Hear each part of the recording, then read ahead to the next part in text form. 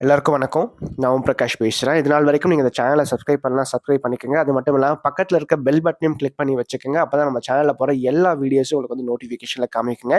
அது மட்டும் இல்லாம நம்ம சேனல பத்தின அல்லது இந்த வீடியோவ பத்தின நிறை, குறை எதுவாயினும் கீழ கமெண்ட் பாக்ஸ்ல கமெண்ட் பண்ணுங்க. என்னையும் திருத்திக்கிறேன். மேற்கொண்டு உங்களுக்கு புடிச்ச மாரி நெறைய வீடியோஸும் நம்ம சேனல்ல வந்து வரப்போகுது அப்டின்னே சொல்லலாம். சரிங்களா? ஸோ வீடியோக்குள்ள போறதுக்கு முன்னாடி ஒரு லைக்க போடுங்க. அதே மாரி இந்த வீடியோ புடிச்சிருந்தா உங்க ஃப்ரெண்ட்ஸுக்கும், ஃபேமிலிக்கும் ஷேர் பண்ணுங்க. வாங்க இப்போ வீடியோக்குள்ள போலாம். இந்த வீடியோ நம்ம என்ன பார்க்க போறோம் அப்படின்னா, மிதுன ராசி மிருகசீரிஷ நட்சத்திரத்துல பிறந்தவங்களுக்கு 2025ஆம் ஆண்டு நவம்பர் மாத ராசி பலன்களை பத்தி நம்ம தெளிவா பார்க்க போறோம். இந்த நவம்பர் மாதம் இவங்களுடைய வாழ்க்கையில எப்படிப்பட்ட தாக்கங்களை கொடுக்க போது, இந்த இருவர் மூலமாக சில முக்கியமான விஷயங்கள் நடக்க போது, அது யார் யாருன்னு சொல்லி தெளிவா பார்க்கலாம் வாங்க. மிதுனம் காலபுருஷனுக்கு 3வது ராசியா வருதுங்க. மிருகசீரிஷ நட்சத்திரம் 3வது மற்றும் 4வது பாதம் மிதுன ராசியில விழும். இதனுடைய அதிபதி யாருன்னு பார்த்தீங்கன்னா செவ்வாய். அதாவது மிதுனம் மிருகசீரிஷத்துல பிறந்தவங்களுக்கு பார்த்தீங்கன்னா, இந்த காலகட்டத்தை பொறுத்த வரைக்கும் ராசிநாதனும், நட்சத்திரநாதனும் இருவருமே சேர்ந்து ராசிக்கு 6ல மறையறாங்க. அப்போ இருவருமே ராசிக்கு 6ஆம் இடத்துல மறைவு பெற்ற அமைப்புல இருந்தாலும் கூட, குருவினுடைய பார்வையில இருக்கிறது சிறப்புங்க. சரிங்களா? அப்போ இந்த காலகட்டத்தை பொறுத்த வரைக்கும் பார்த்தீங்கன்னா, உங்களோட முயற்சிகள்ல சிறு சிறு தடைகள் ஏற்பட்டு அதன் பிறகு காரியம் கைகூடும். அது மட்டும் இல்லாம வேலை ரீதியாவும் பார்த்தீங்கன்னா, தொழில் ரீதியாவும் பார்த்தீங்கன்னா, சில தடைகள் ஏற்பட்டு அதன் பிறகு வெற்றி அப்படின்றது கிடைக்கும். சரிங்களா? இனிஷியல்ல கொஞ்சம் ஸ்ட்ரகிள் இருக்கும்.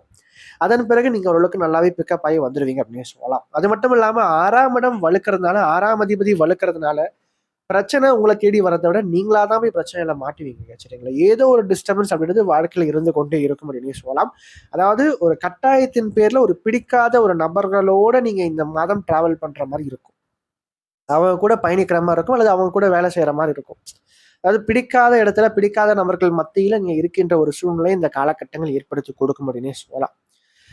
2வது நீங்க என்ன பண்ணாலும், ஏது பண்ணாலும் ஒரு குறை கண்டுபிடிக்கிறதுக்கு ஒரு நபர் கூடவே இருப்பாங்க. இது போன்ற அமைப்புகளும் இந்த மாதம் கண்டிப்பாக கொடுக்கும். அதே மாரி பேங்க்ல ரொம்ப நாளா வந்து நீங்க வந்து லோன் அப்ளை பண்ணி ட்ரை பண்ணிட்டு இருக்கீங்கன்னா, அந்த லோன் வந்து தற்போது கிடைக்குங்க. இதுநாள் வரைக்கும் பேங்க்ல லோன் கிடைக்காதும் தற்போது கிடைக்கும். ஸோ முயற்சிகள் எடுங்க அப்படின்னு நான் சொல்லுவேன்.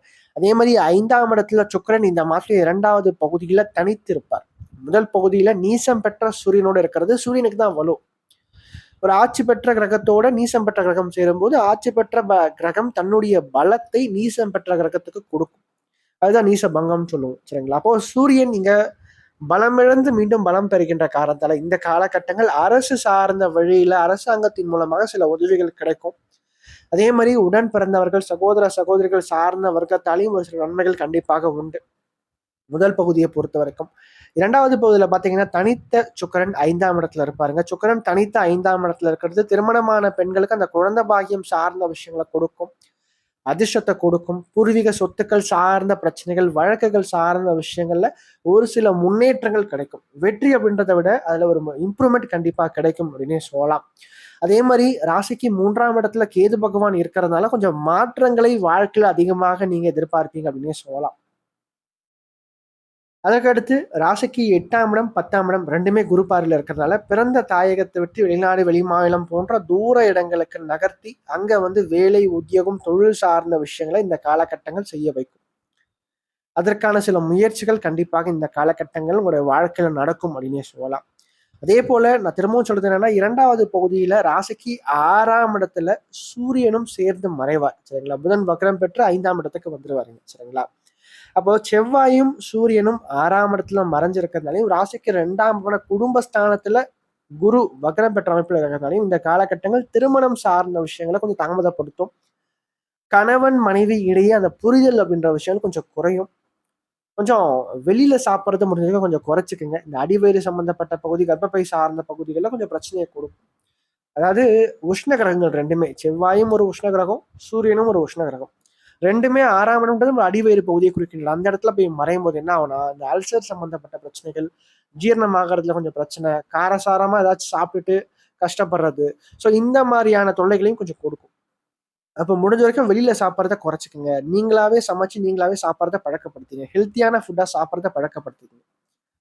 அடுத்து மாணவ, மாணவர்கள பொறுத்தவரைக்கும் படிப்பு ரீதியா ஒரு சில முன்னேற்றங்கள் கண்டிப்பாக உண்டுங்க. ஏன்னா புத்திஸ்தானம் வலுவா தான் இருக்கு. ஓரளவுக்கு நல்ல ஒரு முயற்சி நீங்க செய்கின்ற முயற்சிக்கு தகுந்த வெற்றி அப்படின்றது கண்டிப்பாக உண்டு இந்த காலகட்டத்த பொறுத்தவரைக்கும்.